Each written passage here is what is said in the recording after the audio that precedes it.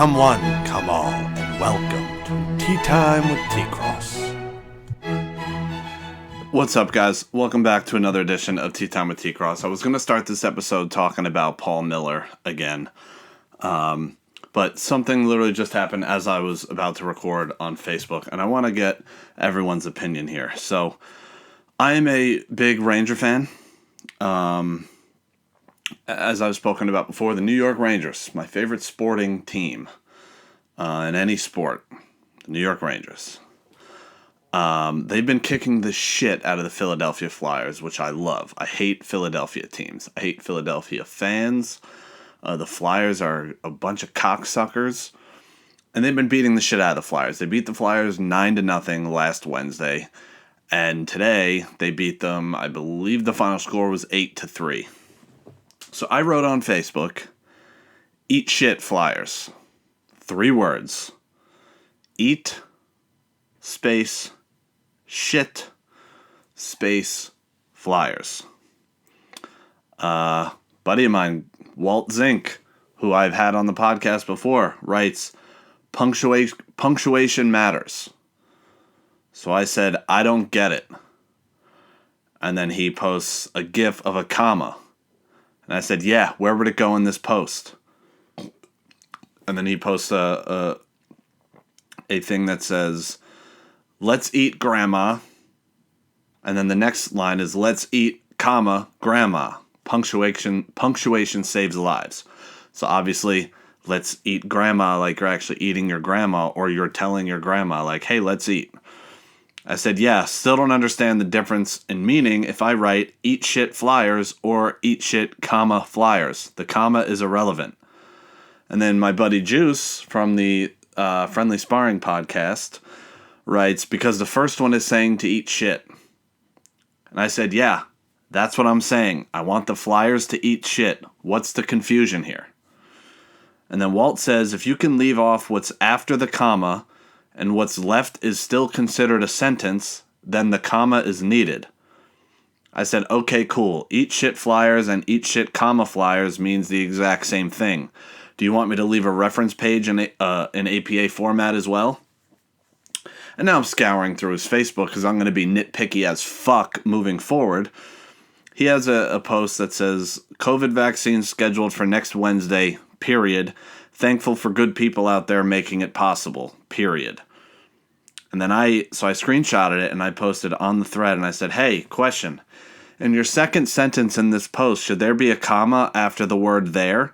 Because if you take away the rest of that sentence, thankful for good people out there is still a sentence, and according to you, therefore needs a comma. So I'm all for being nitpicky when it comes to grammar. I'm definitely one of those grammar Nazi fucks. I will correct somebody's spelling. I will correct almost anything. But that is just being a jerk-off. And I don't even think he's right, to be completely honest. I don't think he's right. I'm no English major by any means, but I don't think he's correct in this instance. Spelling, sure, I'll definitely correct that. If you write Y-O-U-R and you mean Y-O-U''re, that's some pretty basic stuff. But in this instance where I'm missing a comma, go fuck yourself. Seriously. So fucking stupid. So anyway, Paul Miller fans. So a couple weeks ago I spoke about how the infamous Gypsy Crusader, Paul Miller, local Muay Thai fighter, former, I guess, turned insane white supremacist internet sensation, got arrested for illegal possession of a firearm. He is a convicted felon, and you cannot own a firearm. He's been on the FBI watch list for a while because he is a convicted felon, and he's tried to get like pro-gun rallies going. So he's been on the watch list for a while. They've gone to his parents' house when he was in New Jersey living with his mom. They went to his house. And you know, I guess they never found him, whatever. He eventually moved to Florida, and in Florida they got him. And now all of his internet fucking guys who would literally blow him if given the chance are all over the internet like, free Paul, he didn't do anything wrong, blah, blah, blah. And then all these fucking idiots on these YouTube videos of the news stations that are reporting on his arrest, saying, oh, he's getting arrested because he has a difference of opinion. You know, what he says on the internet isn't illegal. You're right, but owning a gun as a convicted felon is. Threatening to kill people is. Yeah, so the judge in Florida had deemed that he is a danger to the community and is keeping him locked up without bail. So, but what I'm getting at here is that all these people are like, oh, yeah, look what they're doing to him for having a difference of opinion. But his crony, literally one of his people, commented on my YouTube video that I talked about him and told me to kill myself. So all these fucking cucks that would let Paul Miller fuck their wife in front of them are saying like, oh, Paul, oh, they just don't like him because he has a difference of opinion. And then somebody that has a difference of opinion of them, like me, they tell to kill themselves. So go figure, you fucking losers. Get a life. Get a fucking life, you turd. All right, so last week's episode was a doozy, huh? With Mike Colillo. So it was a 4-hour episode. It was a long episode, and I'm going to be completely honest. I did not expect to get as many listens or watches as I did. I really think the clips that I post are starting to get some traction on Facebook and Instagram, and it's drawing more attention, which is cool. But I still need the shares. I need the people watching to share. Send it to your friends. Maybe don't send it to your family, because I am a bit much. But the shares is the word of mouth is really how these things get going. So the episode. So with Mike, and we touched on it in the episode. He is a lunatic on Facebook. He's that's the problem with Facebook. I almost said he yells a lot on Facebook, but it's words. You're reading words. So it's really hard to tell, tone of voice. And as you can tell from the episode, he's a really quiet, soft-spoken guy, which is not what I was expecting. I met him, like we said, one time 10 years ago with my buddy Tyreek. I went to his jiu-jitsu gym a while ago, and they were training jiu-jitsu at the same gym. So that was how I met him a long time ago, and then we've just been Facebook friends ever since. And I was fully expecting him to come in hot with Alex Jones type energy. That's what I was fully expecting, and I'm going to be honest, I was a little bit nervous. I was like, oh boy, I have no idea what the fuck I'm getting myself into here. But the conversation was really good. I enjoyed it. I had a really good time. It went way longer than I expected. When we first started, he's like, hey, what's the time limit? And I was like, my SD card has 2 hours and 49 minutes. So, yeah, and we went almost 4 hours. So the last hour of the video, I had no more room on my memory card. So, oops. But there's a whole bunch of topics that me and him disagree on that we didn't get to touch on. So me and him, somewhere down the line, we will definitely do a part 2, and I'm looking forward to that. So thank you, Mike, for coming on the show. I really appreciate it. One of the things that we touched on was the vaccine, and I mentioned that I had my vaccine appointment. So I just want to go over my experience with the vaccine. So my parents have really been like trying to get everybody vaccinated, because like I guess we're all eligible now. I guess my parents because of their age, my sister because she's a teacher, me because I'm like a food delivery service. I guess I qualify. And I kind of feel bad that I like skipped the line, if you want to call it that, but whatever. At the end of the day, if they have leftover doses, they throw it out. So I'm glad I took one of them. So here's my experience. So I go to Bellworks in Homedale with my mom. My mom's appointment was the day after, so me and my dad went together. So we wait on this line, we go in a room, and we wait in the room. And then they bring us up to a computer, and they schedule the second dose. And so we got the Moderna vaccine. So then after we get called up to schedule our second appointment, they send us over to like the tent area, which is where they're administering the vaccines. They ask you some questions. Have you had it within the last few days? Have you had any symptoms? Have you been around anybody? Because I guess if you've had it, your antibodies will kind of counteract with the vaccine, and the vaccine will become useless, and it's like a waste of a dose. I guess that's my idea. I'm not entirely sure, but that's the idea, I would think. So then I, get the vaccine, and then have you go sit down in case there's, any sort of reaction. But after they give you the vaccine, they give you this information packet. And this really pissed me off because I did not like what I saw in the information packet. Now, to be completely honest, had I gotten all the way there and then saw the information packet, I more than likely would have gotten the shot anyway. But if I had read that information packet at home, I would have been like, cancel my fucking appointment. So I have the information packet here. I just want to read some of the things that are on it. Now, I'm very pro-vaccine. I've been saying everybody should get it. I do think still everybody should get it, but you're not wrong to question the vaccine. And I'm just giving everybody my experience. I'm not telling anybody what they should or should not do, but I'm just trying to get the information out there. So this is you're being offered, blah, blah, blah. The Moderna COVID-19 vaccine may not protect everyone.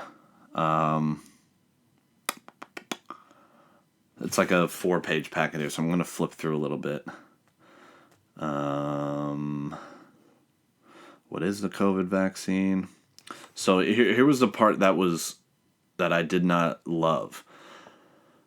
The Moderna COVID-19 vaccine is an unapproved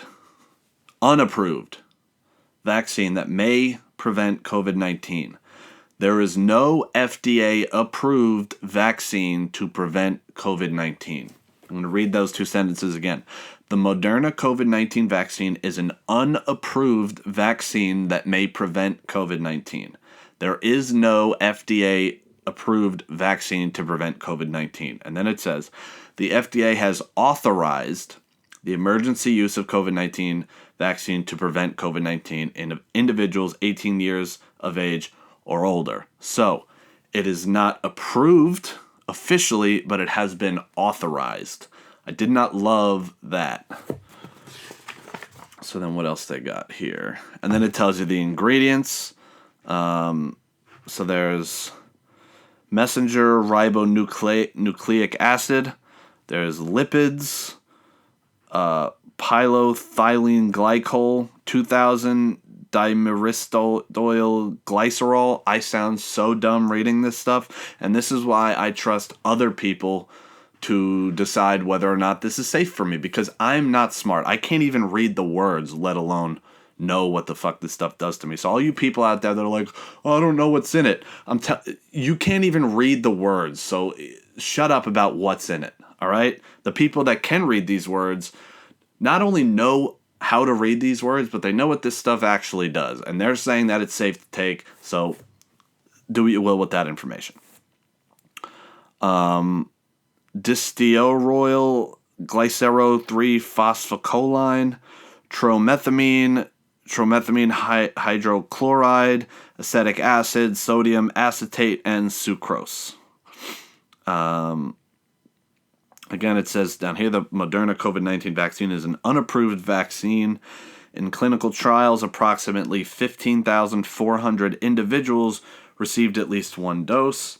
In ongoing clinical trials, the Moderna vaccine has been shown to prevent COVID-19 following 2 doses given 1 month apart. I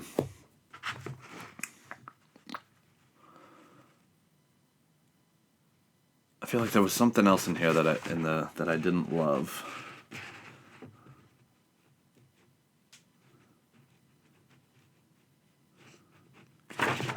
It's a pretty long packet, but if anybody wants this before they go get vaccinated, I have it, and I will loan it to you to read it over, because I feel like this is something they should have given you in the wait room while you're waiting to make your second dose, because it's really, I really didn't like that they gave this to me after they gave me the shot.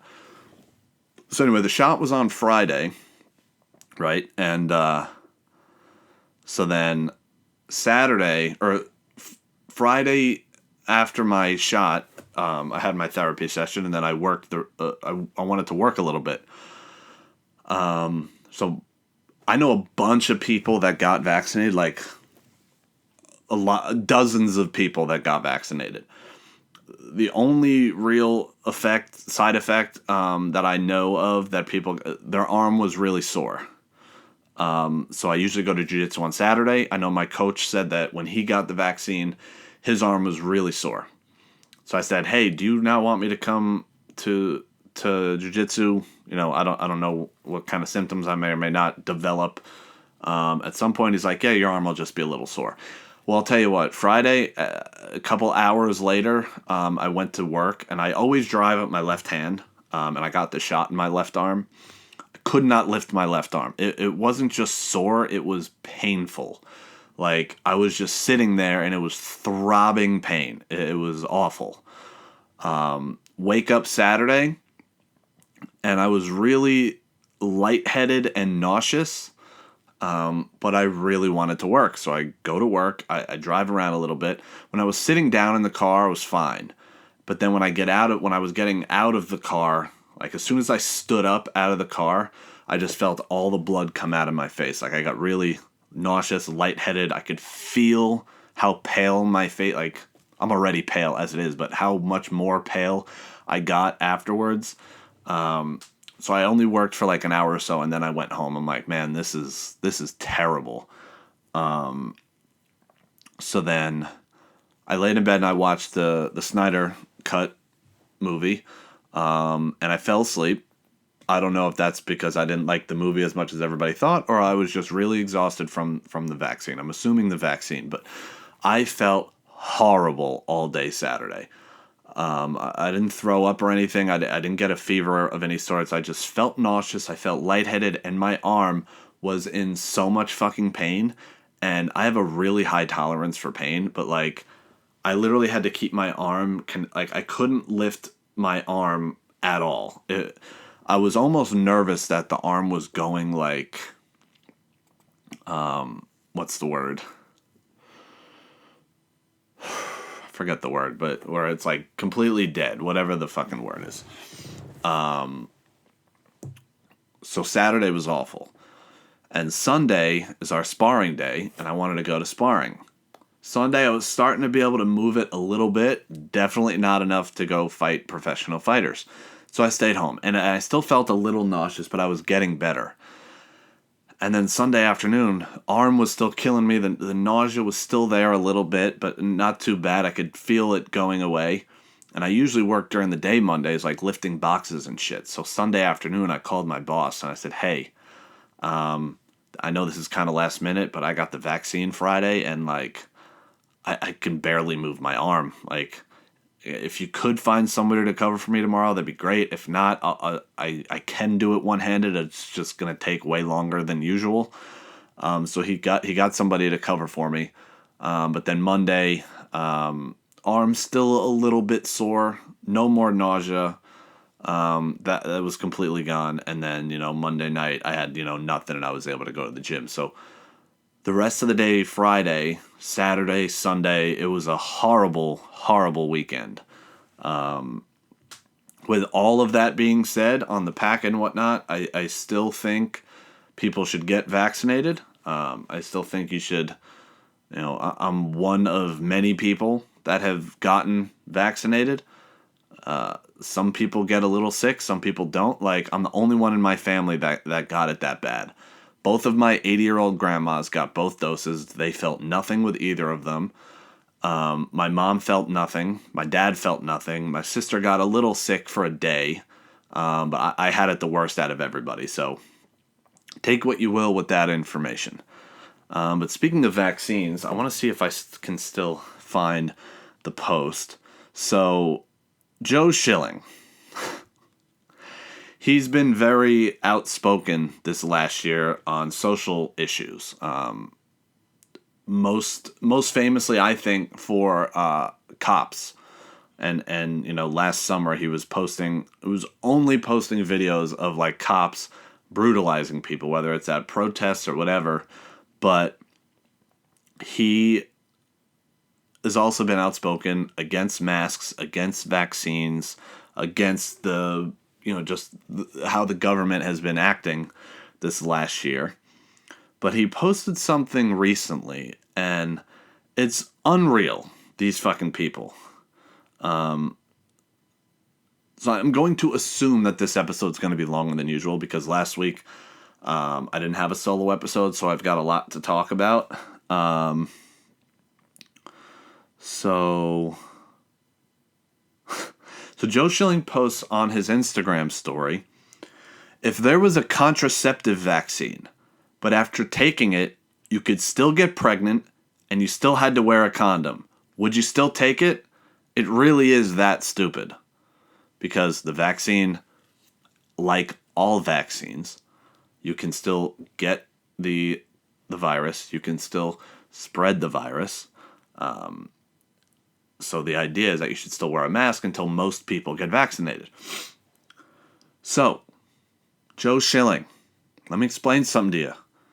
That contraceptive vaccine, that if you took it, you could still get pregnant, let me break something to you. That's birth control, you fucking dope. You fucking moron. Now, I know. You can punch in the head for a living. I get it. But come the fuck on. It really is that fucking stupid. You're really that fucking stupid. You literally described birth control, and millions of people do still take it. Yes, believe it or not. And in the whole sex idea, condoms prevent more than pregnancy, you fucking illiterate douchebag. Oh my fucking Christ. Like, come on, man. You're not that dumb, Joe. Come on. I don't know you personally, but I have a feeling you're not that dumb.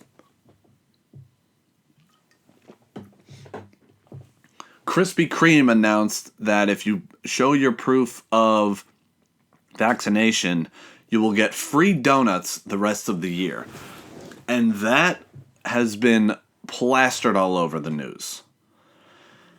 And this has been, I talked about it last week with Mike, this has been my biggest issue with the way the government and powerful people have handled the pandemic.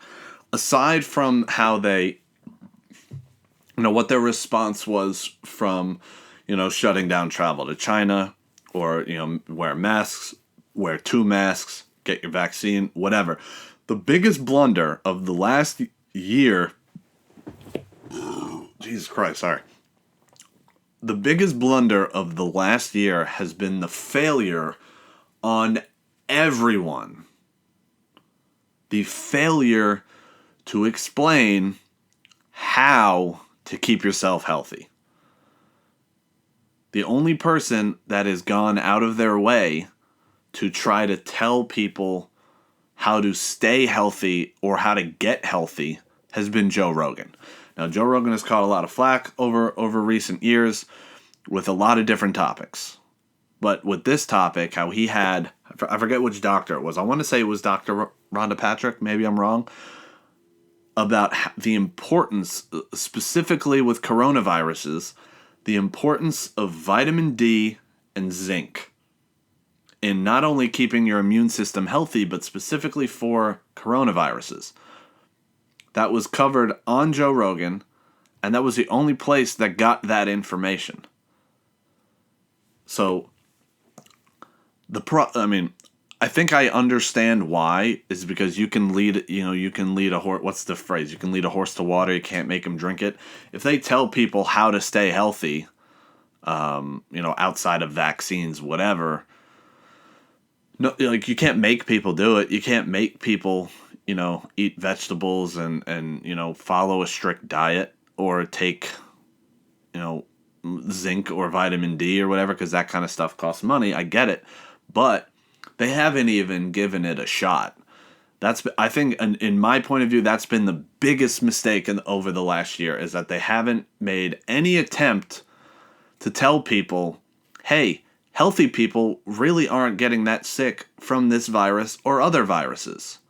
So here's what you can do moving forward to stay healthy. Now, I fall in the category of somebody that wouldn't listen. I mean, I've heard this stuff from Joe Rogan. I know the information.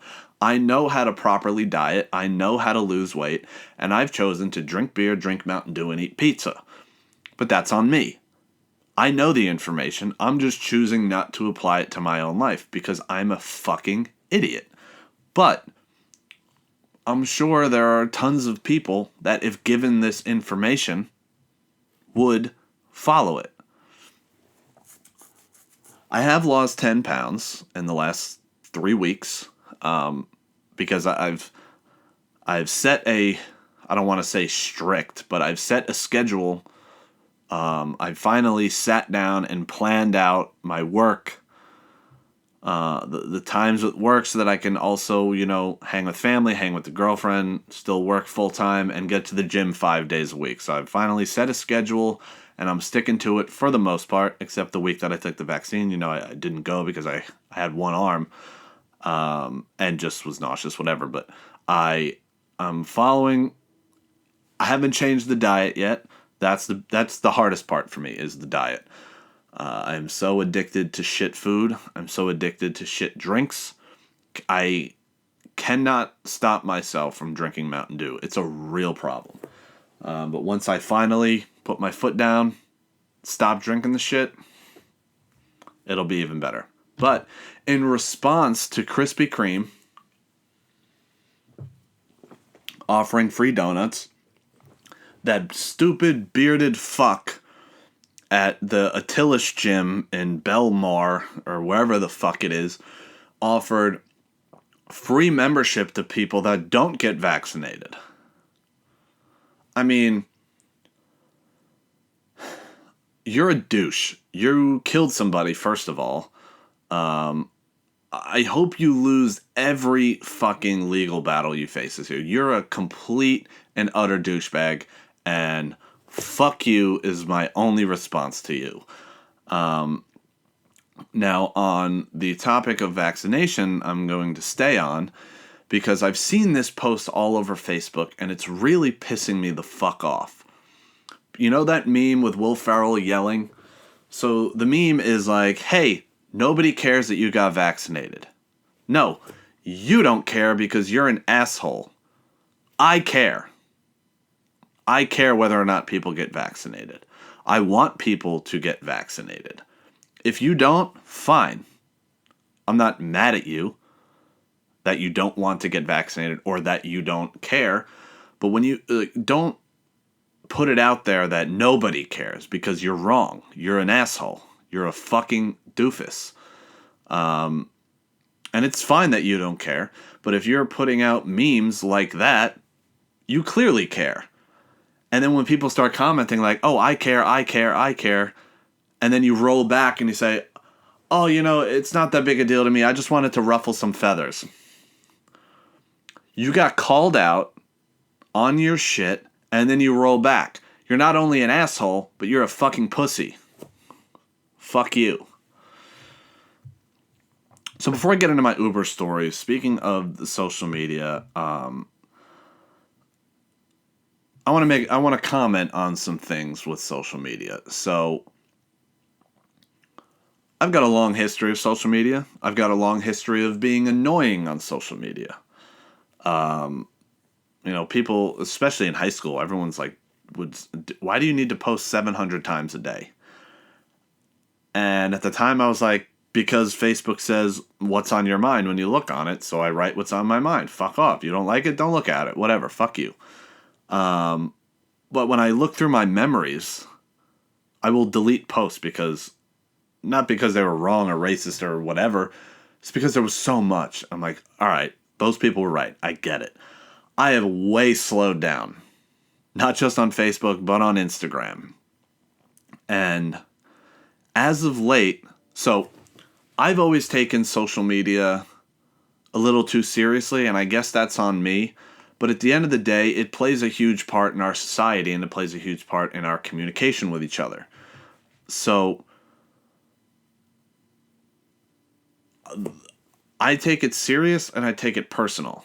So I, a number of years ago, noticed like how much my follower count on Instagram fluctuates. So I downloaded the app that tells you who unfollows you.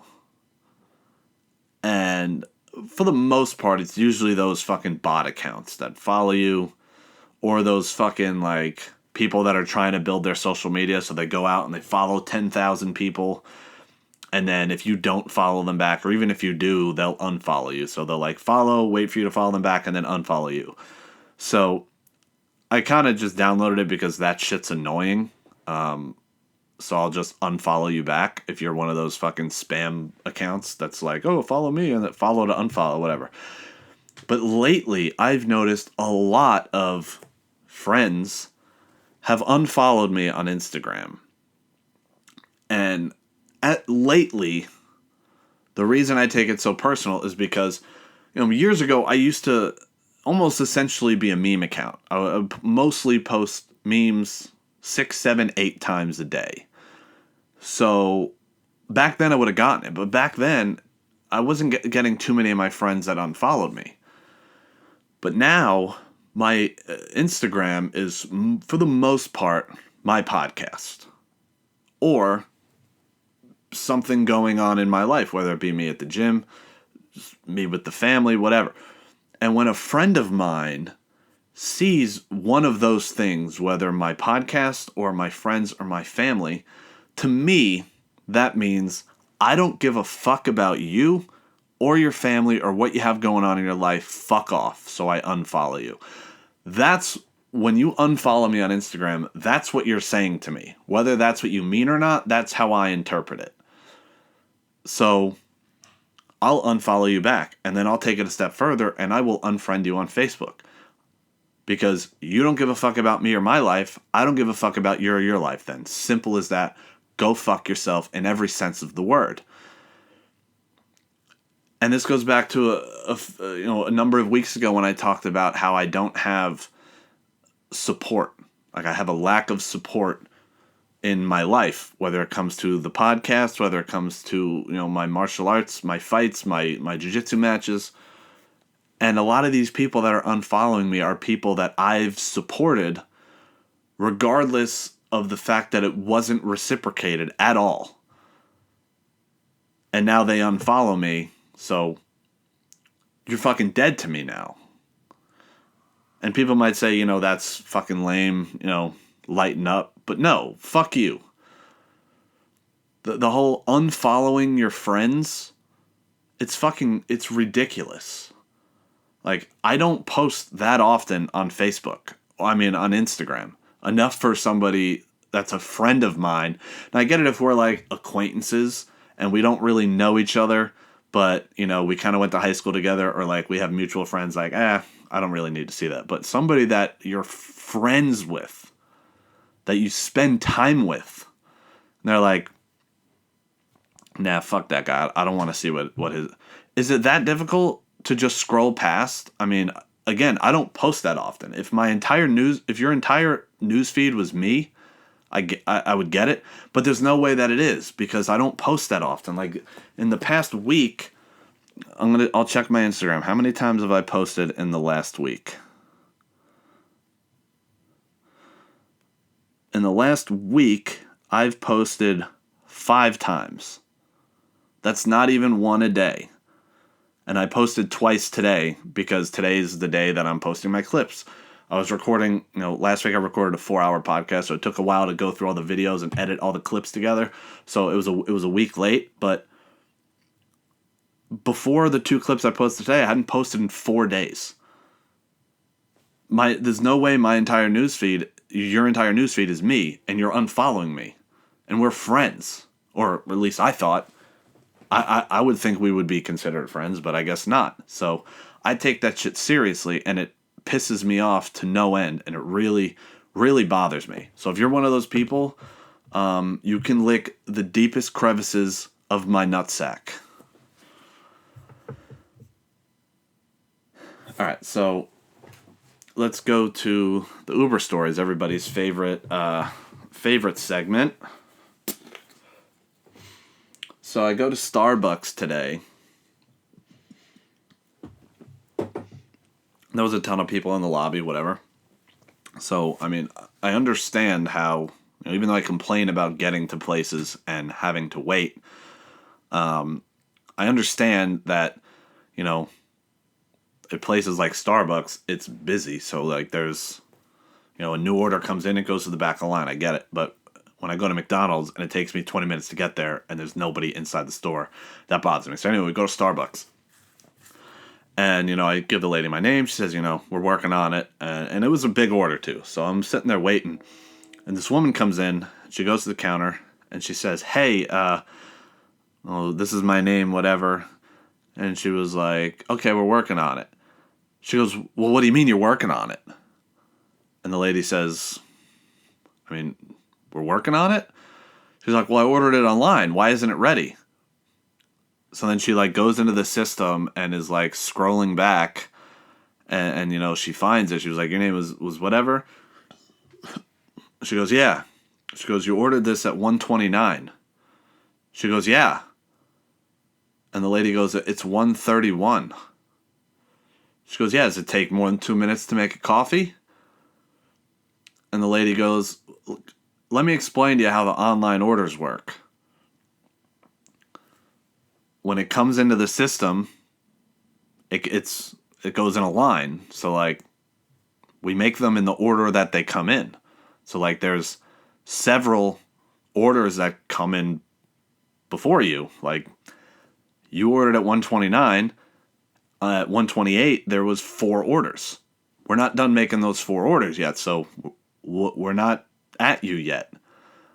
So there's a lot of people in the lobby waiting. So this lady is now stopping an employee from making the drinks that will, one, get her drink faster, and now get everybody else their drink faster. So she's ruining everything. So she was like, so if I just order it right now, will you make it? She's like, what do you mean? She's like, well, if I cancel the online order and just order it at the counter now, will it get out faster? And she was like, it depends on who you order with. There's a lot of people here that are doing a bunch of different things. So, it all depends. So she's like, yeah, just cancel that order. I'll get a refund from the online, and then I'll just place the order now. And she was like, okay. So then that same woman, puts together my Uber order, and then she hands it to me. And I said, you're going to talk about that woman at dinner tonight? And she goes, definitely. But she just wasted everybody's time. Everybody's time. So the other day, I get a double order request to pick up from the new Pliables that's in Homedale, in the LA Fitness giant plaza. So the first order was to pick up from there. The second order was to pick up from Ichiban, same plaza.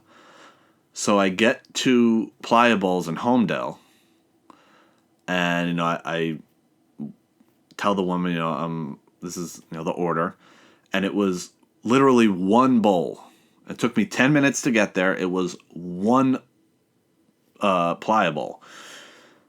So the woman says to me, yeah, we're still working on it. I said, don't lie to me. She goes, what? I go, it took me 10 minutes to get here. It's one bowl. Just tell me you haven't started it yet. And she goes, no, we started it. We're just working on it. And I said, okay. So I leave the store, get in my car, drive to Ichiban.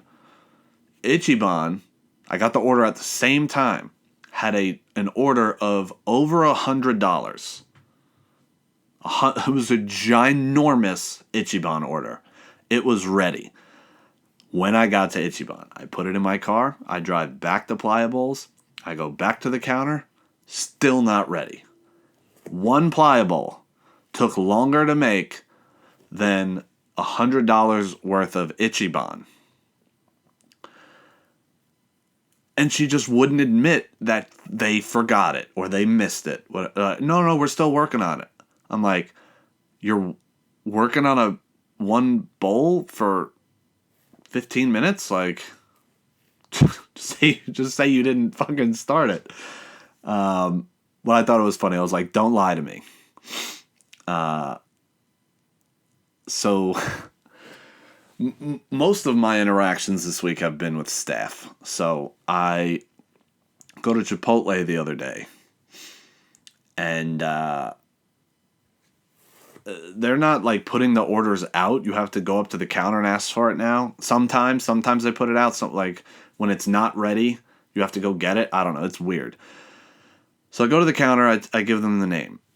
And she says to me like, hey, they ordered this specific lemonade. We don't have it. And I said, okay, just give her something similar, like iced tea or something. Like, give her a Coke. I don't know. And she goes, can you call them and ask? And I just went, no. She goes, what do you mean? I said, if you don't have something, you should call the customer before I get here and have it figured out by the time I get here. And she goes, we got so much stuff going on here, I didn't have time. And I said, just give her whatever.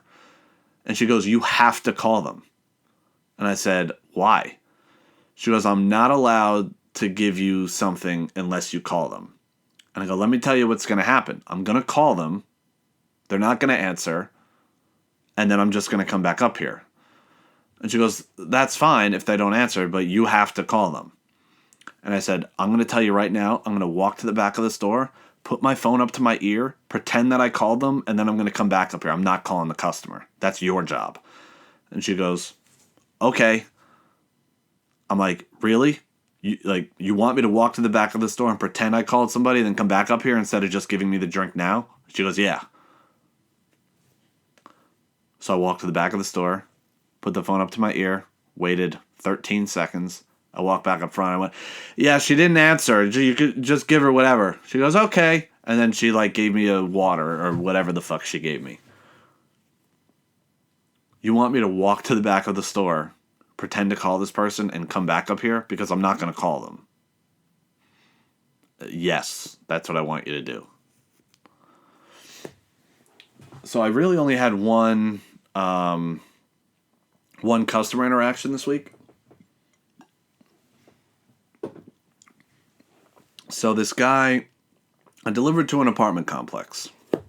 And a whole lot of apartment complexes have either a key or a code to get into the first door to get into the building.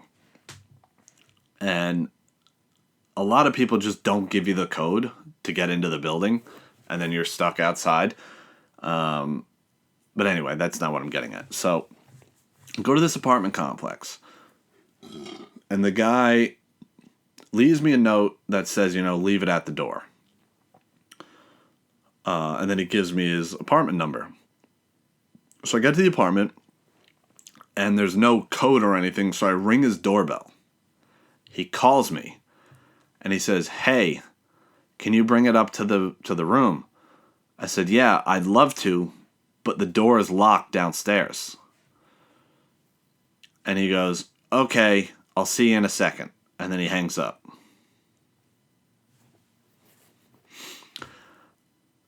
So I ring the doorbell again. I don't know if they have a button up there that can unlock the door or was one of the ones that you got to come down. So I was curious to see how long I could wait outside before this guy contacts me again. I waited 5 minutes.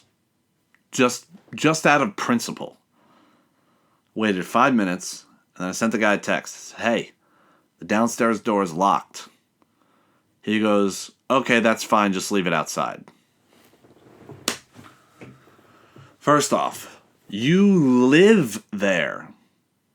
You live in this building. You have to know that the downstairs door to get into the building is locked. You have to, you have to know that. How do you not understand that the person coming to deliver your food cannot get through that door? And I told him on the phone, the door is locked. And he said, that's fine, just bring it up. That's fine, it's not fine. I can't get in the building. You fucking idiot.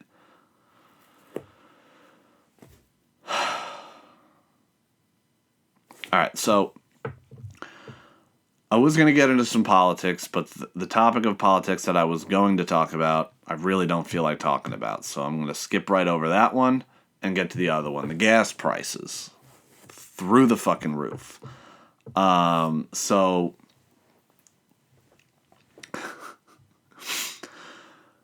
I drive for a living. The amount of money I spend on gas has almost doubled in the last 2 months since Biden took office. I've been saving to buy a Tesla anyway, just because I like Teslas, but I'm probably going to buy it sooner than I was originally planning because these gas prices are fucking killing me. I'm spending like $120 to $140 a week in gas. It's insane. But all the Trumpies and the Trumpettes are all over Biden for the gas prices. And that's it. I mean, there's a lot to be all over Biden for, but they're sticking to the gas prices. And it's shocking to me because every fucking person I see that's a Trumpy commenting on the gas prices works from home. So don't pretend like you give a shit about everybody because you don't. You don't. With the policies and whatnot that Donald Trump has put in place, you can't pretend to care about everybody all of a sudden because now Biden is fucking over everybody. Fuck off, all right? Fuck off with that shit. And the one comment that they all are making is, well, this is what you guys wanted? Well, at least we don't have mean tweets, right? Even if you're a Trump fan, if you genuinely think the only problem with his presidency was mean tweets, you're a fucking idiot. Flat out idiot.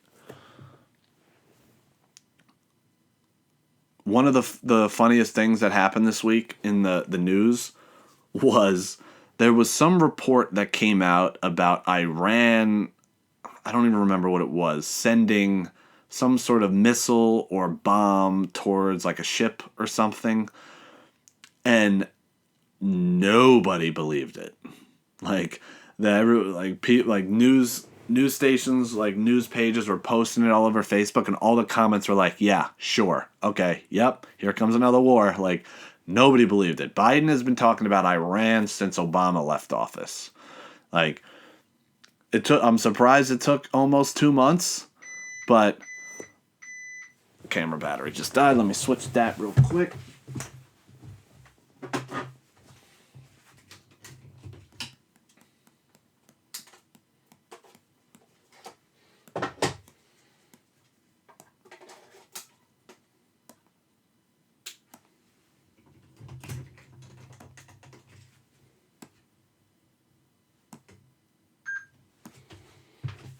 Alright, so Iran. So nobody believed it, and which is fucking hilarious to me. That everybody was like, yeah, sure, Iran attacked us. And then they stopped reporting on it. It's hilarious. I haven't seen another word about Iran since that original report came out. It's fucking hilarious. I didn't center that camera. There we go. All right. One more thing in the news, and then we're going to get to the MMA.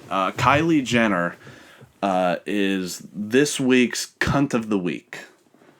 I just made that up, but she wins. So one of her friends or her makeup artist or something don't know the exact details, but got in a car accident, and the surgery she needed to save her life cost like $60,000. Kylie Jenner is a billionaire with a B. Billionaire. Like 1,000 millions. And Kylie Jenner started a GoFundMe account to help pay for her friends or her makeup artist or whoever the fuck, somebody she's close with, started a GoFundMe account to pay for her medical bills. And she only put in $5,000, apparently, into this GoFundMe account. So Kylie Jenner, tie some cinder blocks to your ankles and go jump off the Verrazano. All right. Let's get into the MMA. So, I know this is not a shock to most people, but MMA fans are fucking morons. Some of the dumbest people. And I'm an MMA fan, so I fall right into that category. But there's, like Corey Anderson says, there's levels to this.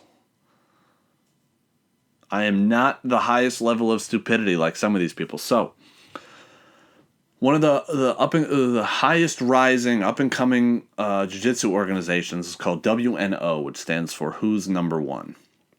I think it was that organization. I'm almost positive. So Craig Jones, who is one of, if not the biggest stars in jiu-jitsu, it's him and Gordon Ryan sell the most numbers. And they're pretty back and forth about who's the best in jiu-jitsu. It's kind of like the Pokemon circle where it's Gordon Ryan beats Craig Jones beats Vinny Magalhaes, and Vinny Magalhaes beats Gordon Ryan. So it's kind of like those three are arguably the best jiu-jitsu practitioners in the sport. So Craig Jones just had a match at WNO this past weekend or 2 weeks ago or whenever it was. And so did Gabby Garcia. Now, Gabby Garcia is an enormous woman. I don't know her exact height and weight and whatnot, but there were reports, and it almost seems true, and I have no idea, but there were reports after the last WNO, which Gabby Garcia competed in and lost. There were reports that Gabby Garcia and Craig Jones were going to do a grappling match against each other. So it seemed real, and then Craig Jones put out this stat, the side by side like they do in the UFC. And it was like Gabby Garcia, 6'6", 235 pounds, or 206, whatever it was, big. I don't think she's 6'6". I may be wrong, but it was 6'6", 250 pounds. And then Craig Jones 5'6", 170 or something along those lines. Now, that is not how big Craig Jones is. Craig Jones is a lot bigger. I want to say he's 6'3", 6'2", 215, 210, something along those lines. 200 maybe, depending on how good a shape he's in. But anyway, Craig Jones is arguably the pound-for-pound best jiu-jitsu practitioner in the world. And, they posted this fake comparison, and all of the comments were like, this Craig guy is fucked. That girl is going to fuck him up. I hate this. I hate it so much. I hate that people read headlines and just, this is real. This is fact. This is how it is. And I'm going to react immediately. Take some time, do a Google search. It doesn't take that long. We're in a lockdown kind of still, maybe. I don't know, kind of. Take 5 minutes, do a quick Google. It's really not that difficult. And look, Gabby Garcia is a black belt. She's very good at jiu-jitsu. But she lost a jiu-jitsu match to Mackenzie Dern, who fights in the UFC at 115 pounds. Now she's going to go do jiu-jitsu against arguably the greatest guy in the world. And she stands a chance. Not only does she stand a chance, she's going to fuck him up.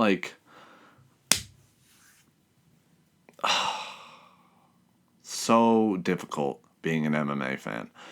So dumb. Also this week, Junior Dos Santos is upset about being released, and I understand. So there's like reports coming out about how he got cut, and he's like changing his story. First he was saying how like he found out about it on social media. Then he found out about it because they texted his manager, and then he found out about it because, you know, somebody saw it on social media and called him. Like, he's changing his story all over the place. So I don't believe a fucking word that he says. So he did some sort of interview where he said that the reason they cut him is after his last knockout loss to Cyril Gane, they called him only a couple weeks later and wanted him to take a short notice fight. And he said no. And then they were like, okay, well, you're gone then. And I don't believe that for a second. I really don't. As much as a dickhead that Dana White is, he is not... He at least pretends to care somewhat about fighter safety. Like, he will yell at refs to stop fights while they're happening because he's worried about fighters' health. And I truly believe that. Some people might think, oh, you're a fucking idiot if you think Dana cares. I really do. I think he cares about these guys' health to a certain extent. Like he forced one of the biggest stars in the history of the sport to retire. Forced him to. Chuck Liddell, he refused to give him another fight. Chuck Liddell said, you know, he wanted to keep fighting. And Dana said, absolutely not. You are not fighting again. I will not give you, you're still under contract. And I will not let you out of your contract, and I won't let you fight again. Now, I don't know exactly what went down when it came to Chuck fighting Tito for a third time, you know, a few years ago. But I really do think that Dana cares a little bit about fighters' health. So the idea that after Junior Dos Santos suffered his fourth knockout loss in a row, that they would call him a week later and give him a short notice fight, I think it's bullshit. I don't think it's accurate. I think Junior Dos Santos is salty because he thought that shot that knocked him out was illegal. He doesn't consider that a loss. He wants that loss overturned. I think he's salty, and I can't really blame him. You know, former champ, he set a lot of records in the UFC heavyweight division. One of the all-time greats, and he feels disrespected, like he was kind of just left in the dust. And I get it, but I really don't think that happened. Junior Dos Santos can say that all he wants. And I know Dana's not, the super truth teller, but he's not going to come out and say that happened. Oh yeah, we cut him because he wouldn't accept the fight. He would never say that, and I don't think he would do that. So I think he's salty. And look, you got knocked out 4 times in a row. You're getting older. Your chin isn't not only is your chin not what it used to be, but your defense isn't. Nowadays, you get hit once, you literally turn your back and run. That's happened in every one of your last 4 fights. Retire, okay? That's my thoughts on the JDS situation. Khabib officially retired, I guess. I thought he retired 11 weeks ago. I think the headline should have been Dana White gives up on Khabib return. So that's, over and done with. Volkanovski was supposed to fight this weekend against Brian Ortega. That fight scratched. Somehow Volkanovski tested positive for, I'd say 10 minutes? Huh. Somehow Volkanovski tested positive for COVID.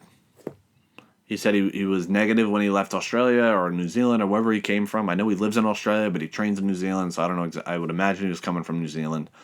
So he was negative when he left there, negative when he got off the plane, but then positive after he was in Vegas or where. I think the fight this weekend's in Vegas. They're not on Fight Island. So that fight's off, and I'm sad.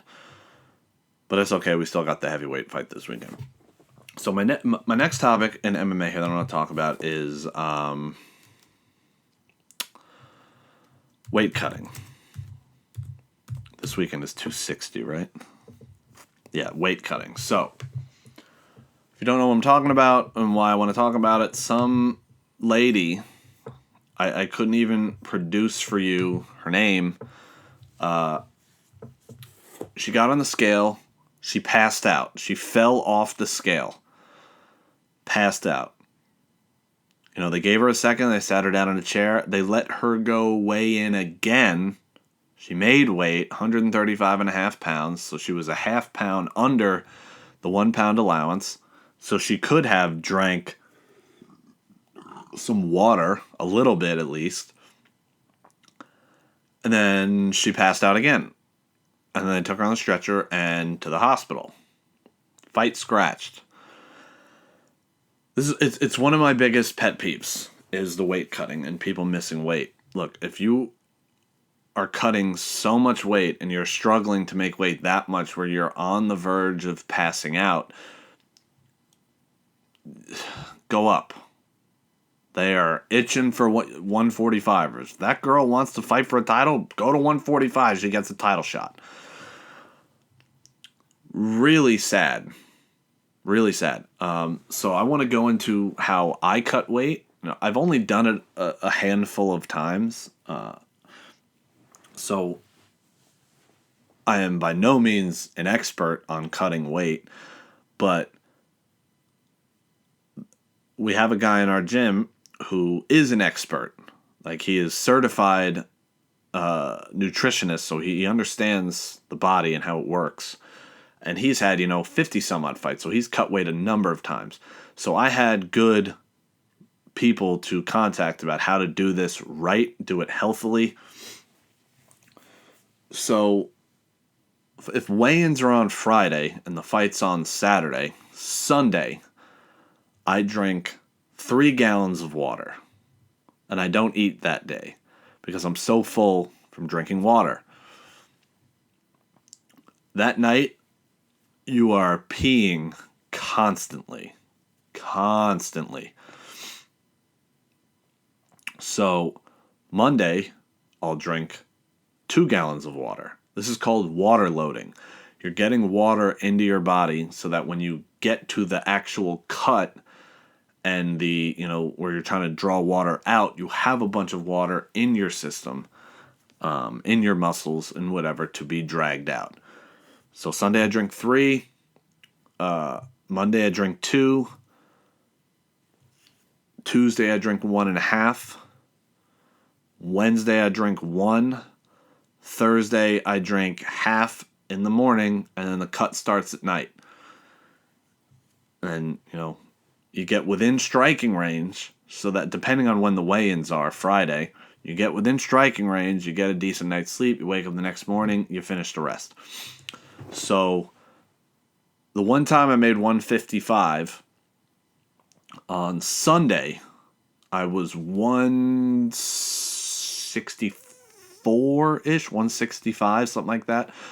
So I had 10 pounds to cut throughout the week. That's not a lot at all. So I did my water load throughout the week, and before I even got to the weight cut, Thursday after I finished my, half gallon of water, I was like 160. So Thursday night I didn't even cut. I didn't have to cut at all. So I woke up Friday morning at like 158.5. So I only had, 3 pounds to cut, like to actually cut. So the water load was huge. Super easy, made 155, no problem. And then my coach was like, how do you think about 147? And I'm like, hey, fuck off. But the following fight after that, I had to make 160 because the fat little midget turd that I was supposed to fight didn't want to get even lower. Even he could probably fight at 125, this little fat fuck. So I was supposed to fight at 160. I was like, I could make that, I could weigh in that day at 160.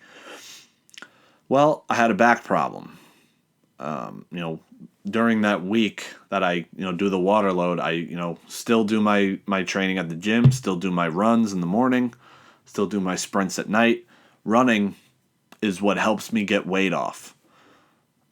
So I needed to be 160 on Friday, and by Sunday, the day before, I was 178.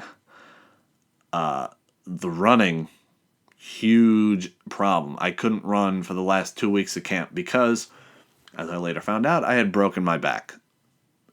And I couldn't even really exercise all that much. I was already in really good shape, so I was just trying my best to maintain for the last 2 weeks because, my back was in so much fucking pain. Couldn't really kick at the gym, was just trying my best to just throw hands. That was what was the best. Throwing kicks was horrible. Grappling couldn't even do it. Couldn't wrestle, couldn't do any of it. But I figured, in the ring, in the cage, enough adrenaline, I won't feel it, and then I'll deal with it afterwards. So I do my water load. I drink three gallons Sunday. I do the whole bit. It was funny. For that one, I kept track. So Sunday night when I went to bed after I finished my 3 gallons of water, I don't remember the exact numbers, but I was like, after drinking the water Sunday night, I was like something around 185, something like that, because a gallon of water is 8 pounds. So I had, obviously you pee a lot of it out throughout the day. So I woke up Sunday morning 178. By the time I was done drinking my 24 pounds of water that day, I was around 185, 186, something like that. Peed all throughout the night. Woke up the next morning 11 pounds lighter. I peed out more than a gallon throughout the night because you don't sleep Sunday night at all. You just pee every 20 minutes. So then, I do my instead of exercising that week, I was doing a lot of, the salt baths at the end of the night, exercise just to try to get a little more weight off throughout the week. I would still eat, my eggs and my shrimp and, whatever, throughout the night. And then I was about 169 come Thursday. So I had about 9 pounds in 24 hours or so to cut, which was the most I had ever done.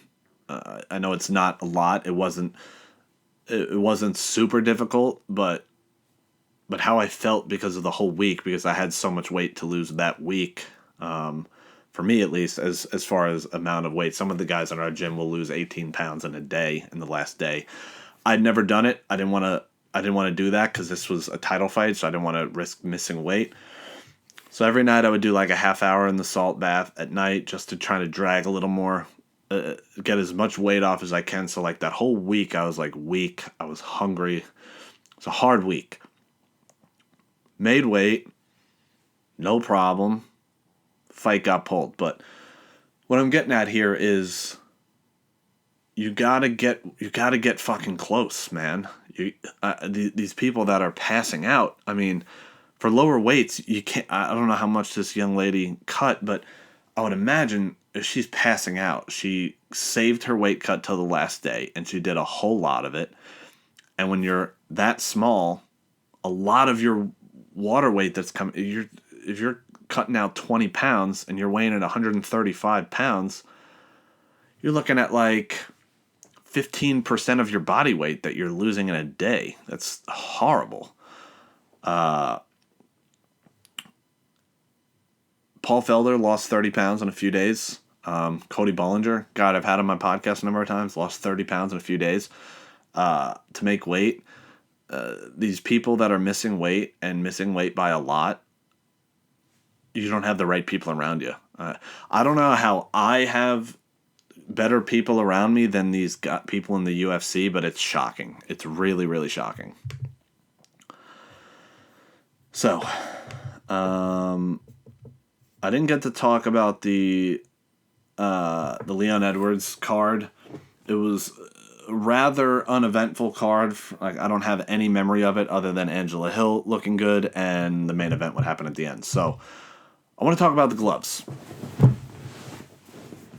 So the gloves, in order to grapple, you need to be able to extend your fingers.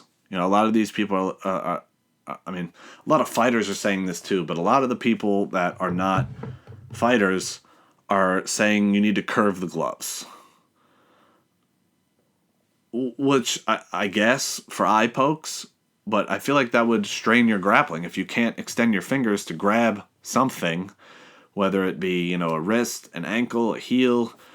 If you can't extend your fingers to reach to grab, I don't know, I feel like it wouldn't help. One of the things a lot of people like to say is like Bellator doesn't have this problem. Why don't they use Bellator gloves? Bellator is like 1/3 of the amount of fights.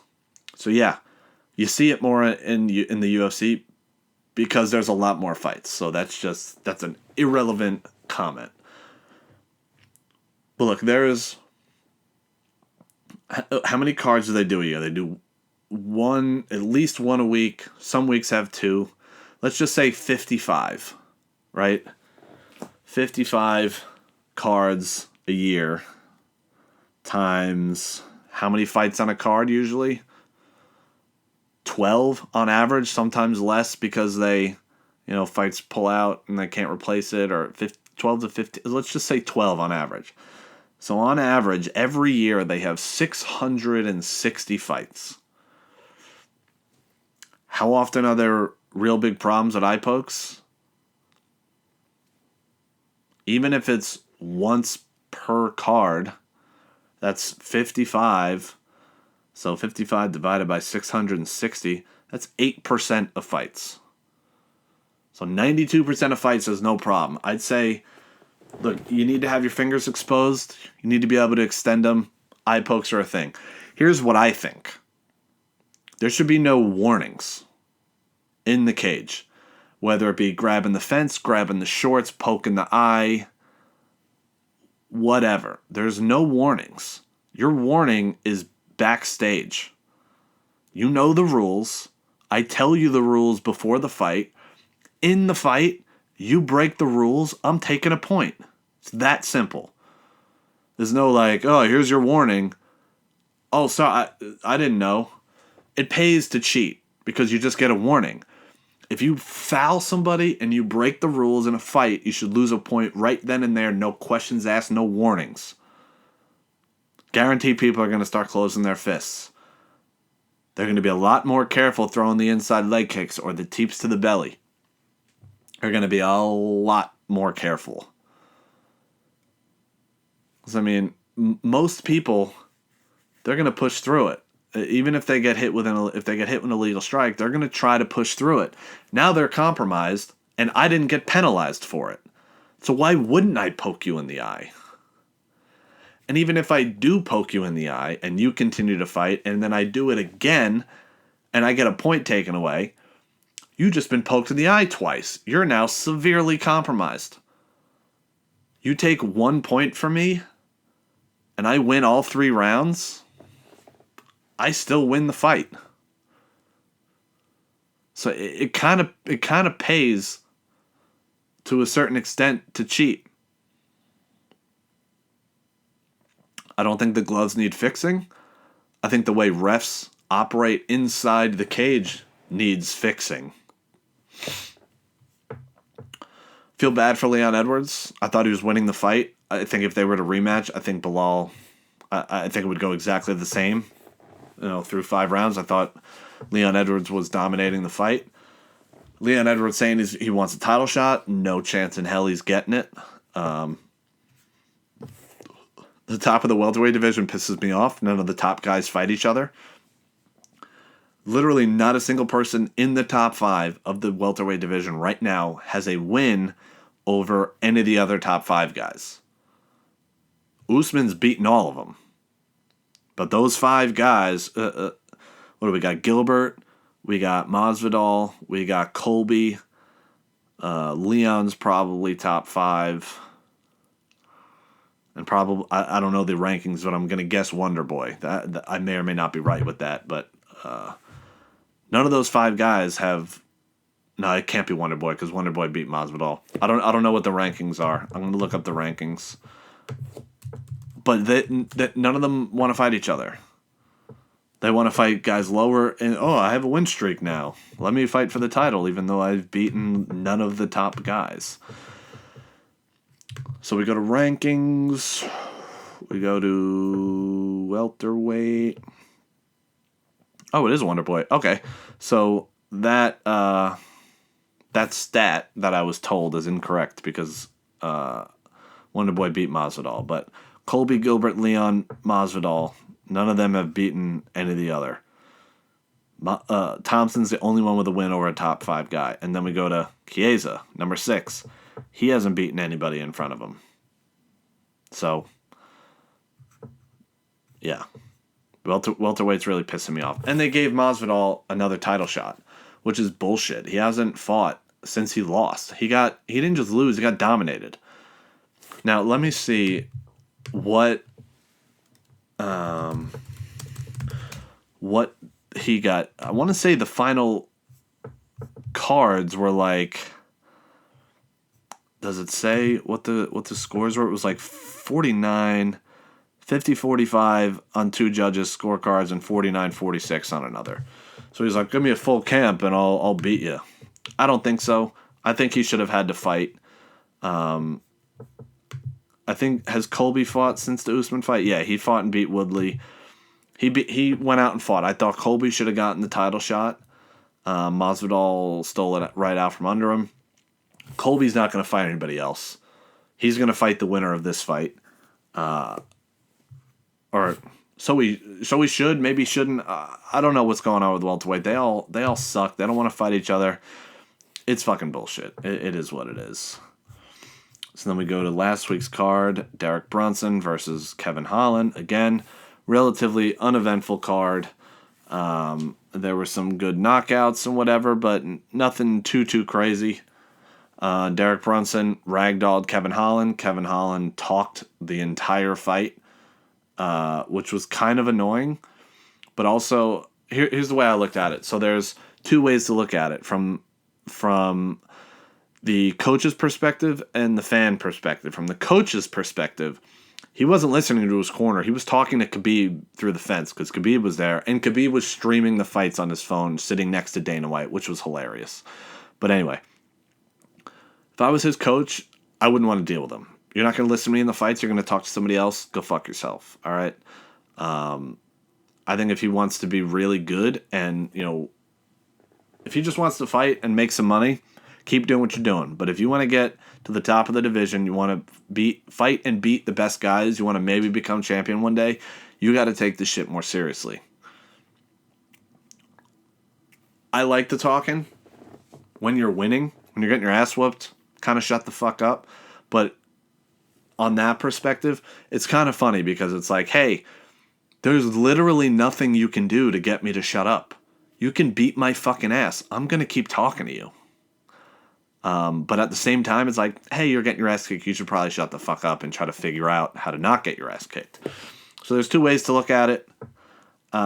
It kind of annoyed me, especially because there's no crowd. When the crowd's going crazy and they're screaming or they're booing because Derek Brunson is kind of, laying praying, and you can kind of pick up what he's saying, it's more entertaining. But when there's no crowd there and you can hear every word, it's like, all right, this is getting old. Shut up.